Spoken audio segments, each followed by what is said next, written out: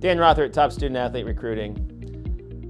Probably one of the most common questions I get is, should I go to this camp? Or what do you think about this ID camp? Or is this something I should attend? And it's a really difficult question, right? There's a lot of options out there. There's a lot of choices. They're all different for everybody. And where you're at in the process is part of it. Where the college is at in the recruiting process is part of it. Budget is part of it. There are many, many factors in it. And we have a lot of prospects out there, that are looking for opportunities. But do you have to go to ID camps? I'm not sure that you have to go to every one of them. I don't know that you have to go to any. I've had prospects that haven't gone to any ID camps and still landed in great opportunities. I've had others that have gone to a ton of camps and they've kind of spun their wheels and not gotten anything out of it. So selecting the right camps and the right opportunities is a really important thing. Think about it this way. There's 400,000 high school soccer players out there. There's about 1,500 soccer programs. That's for each gender. So, and each coach is trying to recruit, 6 to 10 players for a given year. And maybe a camp has 200 prospects at it. The chances at those camps is pretty low. So you need to know some things going into it. You need to know that you're a true prospect for a school. You need to know if you're the right fit, and before you spend a lot of money going to camps. So I'm going to give you some tips here, and then I'll be sending a worksheet as well, and that will help you devise a plan and make a better choice when you're game planning your summer camp series for yourself. All right, if you don't have a game plan going into summer ID camps, it's kind of like playing a lottery. All right, a coach is recruiting, like I said, 6 to 8 players, and there's 300 players at that camp. You're kind of playing the lottery. Are you going to get seen? Were you on the field that coach was at? There's so many factors that go into this thing. So you have to have a game plan. And the first thing I want to talk about is the different types of camps. Camps are multifaceted, right? And there's different reasons, different kinds of camps and different reasons behind them. First, there's big ID camps that are hosted by third parties. All right, they advertise a lot of college coaches at them. All right, you need to understand a little bit about those going forward. They've invited college coaches. Some of them invite college coaches. Coaches want to come to their camp because they know there's going to be talent there. Others pay college coaches to come there. And the higher the division, the more that coach gets paid. And usually they're not sending the head coach, right? They're sending, at a Division I, Wake Forest isn't going to an ID camp and sending their head coach. He's not or she's not attending, an ID camp sponsored by a third party. They're sending the volunteer assistant. They're sending an alumni and paying them the money that they're going to get paid, the $700 or whatever it is, to go to those camps. So their name can be on it, and that camp might get more student athletes from it. So there is some lack of transparency in those camps, and makes them a little bit more difficult to know who's going to be there, who's really going to be there. I think they can be decent opportunities for someone who wants to get in front of, small college and those types of things. They're sending a real coach, whether it's a full-time assistant or the head coach. A lot of times, from a small college might be going to those camps. There's big college ID camps. That's in second type. A major university, a major Power 5 or Division I is hosting a soccer camp, and they also have coaches from D2, D3, NAIA, junior college at their camps. So you can go to those. You still might be one of 300, but there might be other coaches there working the camp, and they might get to know you. Again, if you're on the field they're watching, maybe if you're in their group that they're coaching, it's not always that you're going to get found at those camps. Again, coaches are trying to make money for their program. They're trying to make money for their assistant coaches and for themselves. Coaches don't get paid a ton, so ID camps, can be a way to supplement their income. A third type of camp that isn't always talked about is kind of a special, more private ID camp. A lot of colleges will have these, even the big colleges, where it's invite only. Even though they can't only, it has to be open to the public. A camp has to be open to registration for anybody, but they kind of, curtail that by sending out an email that says, okay, to their top recruits that 6 a.m. on Wednesday, we want you to sign up for this camp, and they want to fill it with their top kids. And so maybe they limit it to 40 players, and you can train with the best recruits they're trying to get, the ones they're only interested in. You can train with their players potentially, and they really get to see you in those lights. And those are probably their best value. They're usually like $125 to $75, somewhere in that range. They're usually one day, a couple hours. You can get there and back at a camp if it's fairly regional. You're not spending time in a hotel and overnight and stuff like that. Some of these other camps, it might be 2-3 days. You got to pay for your own hotel. You got to pay for food. You got to take the whole value of the camp and determine your return on investment, and that's what we're going to talk about next. I talked about return on investment. I do think that's the big player in the room when you're deciding if a camp is worth it for you or not. Look at return on investment. Decide if that is a real opportunity for you. Is the coach emailing you specifically? It's not just a mass email. Are they sending you texts, real texts, not just mass texts? Coaches can mass text, I promise you. All right. So know if it's real. You're having a phone conversation. Those types of things are important in that process. And then you have to really decide, look at the camp itself, look at the school itself, and decide, is that a good fit for me? If you're picking camps at schools that you're academically not gonna make it at, it's probably not worth your time and investment. Right? You're not gonna get accepted to that school down the line, even if you're good enough to play there. It's potentially, a waste of time and money. Athletically, you need to know if, be honest with yourself and know if it's a good fit for you.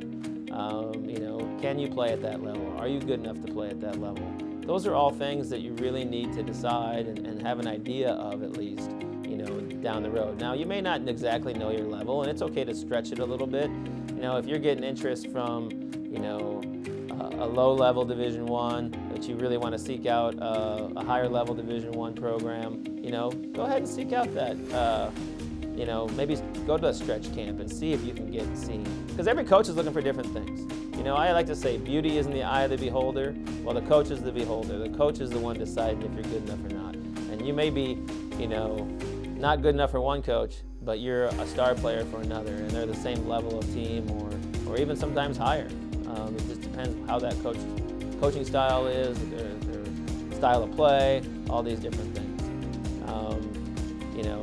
Is there interest? Like I mentioned before, is a coach reaching out to you? Is there contact from their coaching staff? If you don't know, ask. I think it's okay to ask. You get a mass email.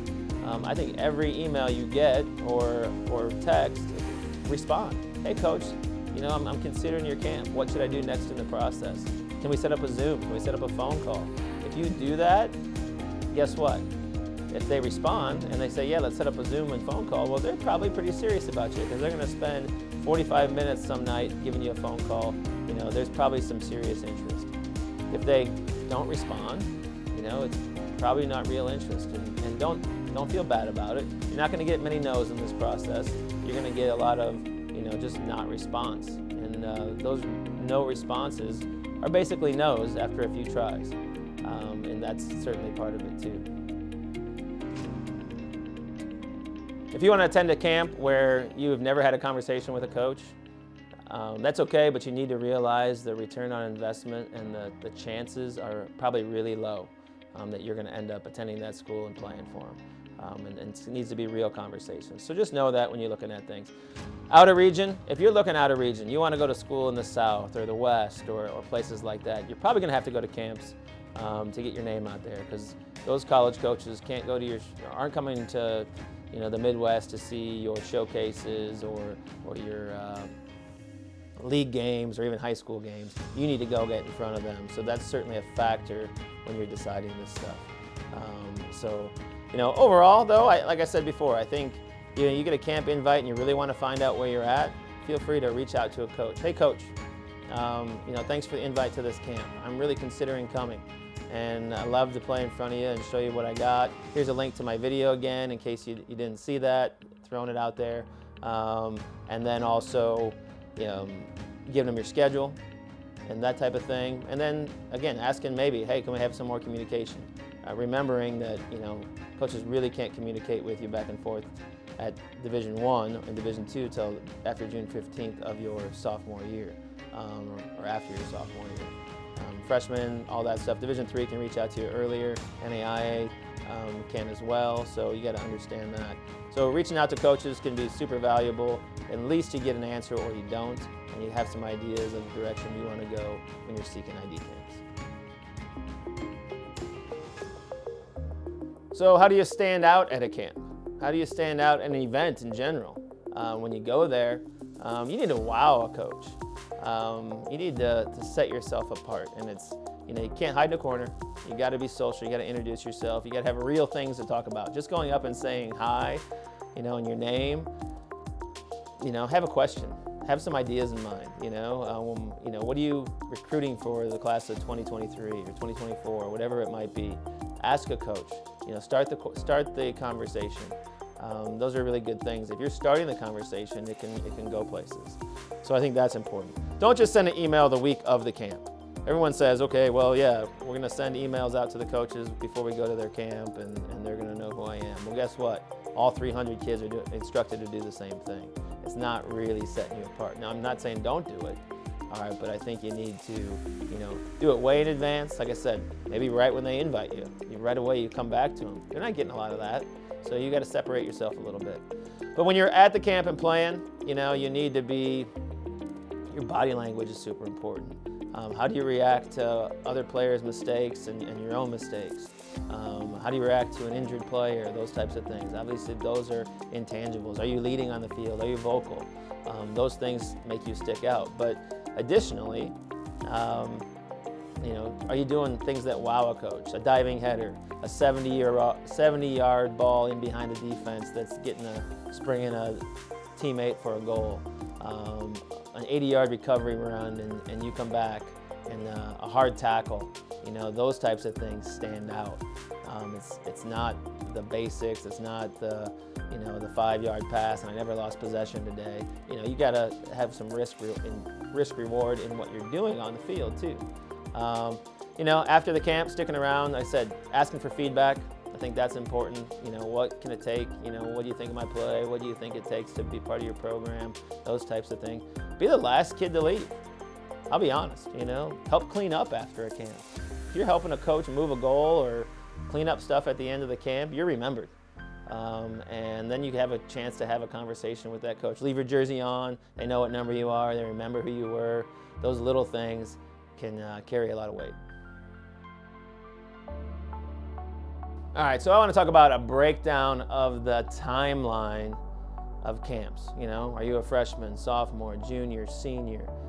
They all have a little bit different play in the ID camp world, and if you should be attending camps, what kind of camps you can attend, should attend, those types of things all come into it.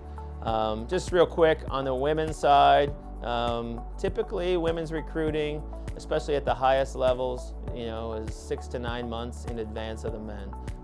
Women's coaches feel that they have a little bit better handle how someone's going to mature and be able to compete at their level a little bit earlier, due to women maturing a little bit earlier in terms of growth and things like that. So that's part of it.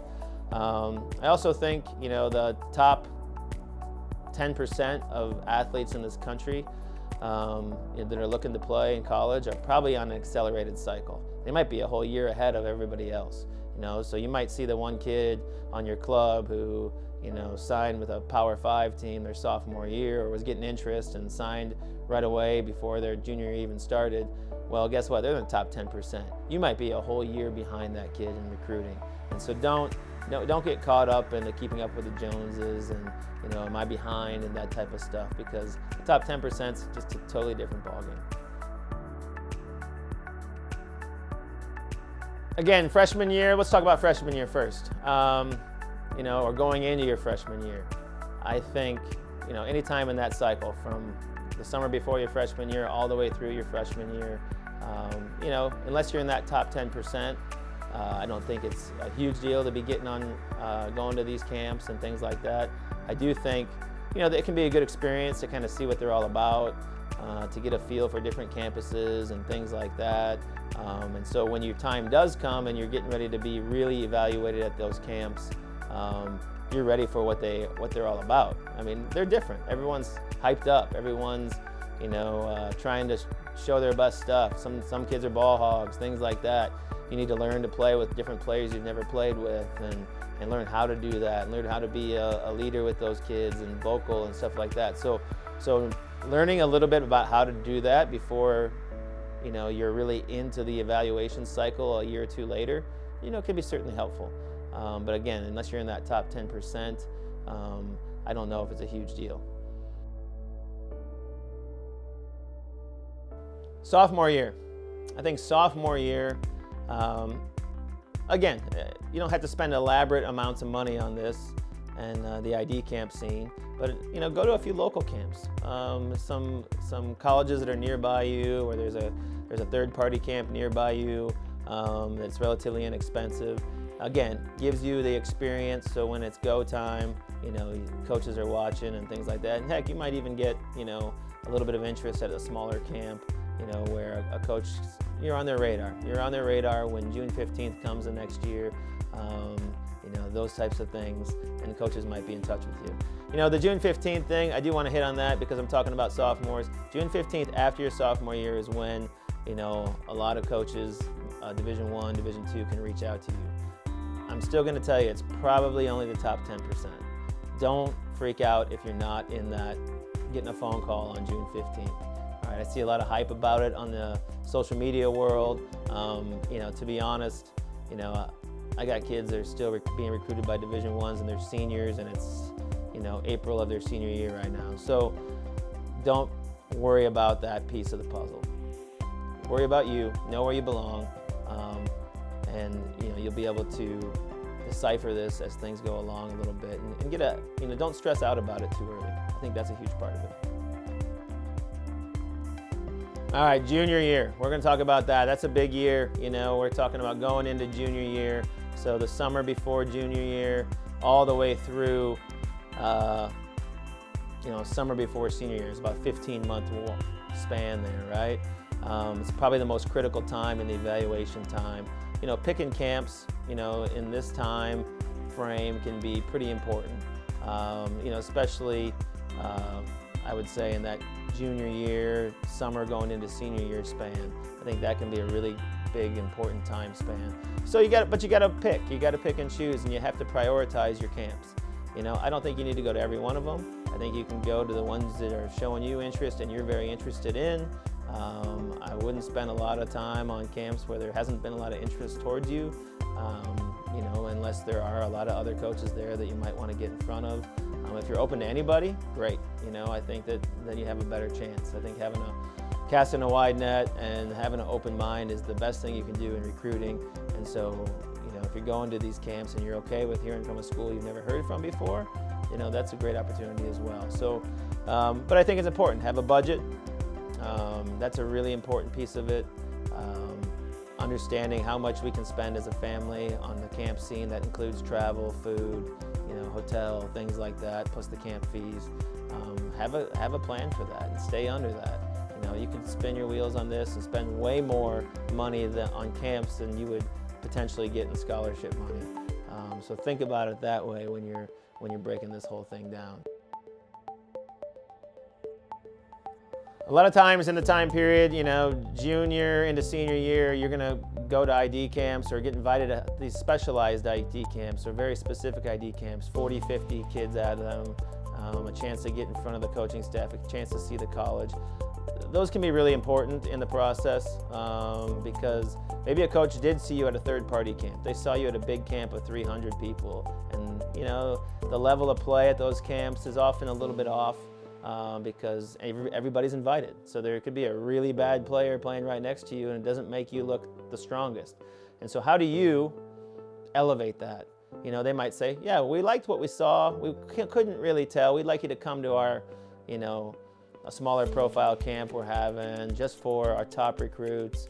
We want you at this camp, and gives you a chance to show your wares, show what you're all about in a setting where their players are there, it's their philosophy, it's their setting, and gives you a chance to really show yourself. So I think that's a prime opportunity. And they can pop up out of nowhere. You know, I've had players, you know, hey, I was accepted to this school, and you know, the coach really didn't know about me, but I told him I was accepted, and the coach was like, well, I actually really like your video. Can you come here next week? Well, if you want to go to that school, that might be your only opportunity to play in front of that coach before it's all over, if you're in your senior year and things like that. So you have to understand you know, like I said, that's a return on investment situation. You know, you might have to go if that's the school you want to go to. But, you know, those are all decisions you're going to have to make through this process. In the end, you're going to have to decide, you know, is it the best choice for you? Are the coaches there that you want to get in front of at a particular ID camp? Are they interested in me? Have they had real conversations with me, or am I taking a shot in the dark and just showing up to that camp? What's the cost of that camp? All these different factors are going to play into it, and you're going to have to be the one that decides if that camp is for you or not. I'm certainly there to guide. I'll give you my thoughts on camps. My clients, you'll have a worksheet, you know, of camps you'll list. You can look through them to see if there's any interest of you attending those camps, but I'll give you my thoughts on them. I may not know the answer, but I might say, hey, this one's a stretch. Or I said, oh, that one could be a really good target for you. I'm happy to do that for you. You need to send me that list, and I can look through it. You know, but be real with yourself. You know, do you really want to go? You know, that's another question I have to ask. You know, I was talking to my son the other day. There was a camp opportunity, and I said, would you like to go to the soccer camp? And I got a half-hearted yes. I think he was probably afraid to disappoint me, to be honest. But, you know, in the end, it was kind of half-hearted. I kept asking and asking. He's like, yeah, I think I'd go. And I'm like, it can't be I think I'd go. I want to go, right? And it was like, I think I want to go. And I'm like, all right, so I'm going to make the decision here as a parent. You know, I'm not going to spend $500 on that camp if he only thinks he wants to go. So that was a big, you know, thing in my family, you know, and it helped my son. Actually, when I told him I'm going to make that decision for him and we're not going to spend that money, he seemed relieved. So think about that as a family when you're talking about ID camps and things like that. I'll send a worksheet with some explanations on it, and hopefully this is helpful. There is no right or wrong answer to the camp scene, but you need to have a game plan for sure.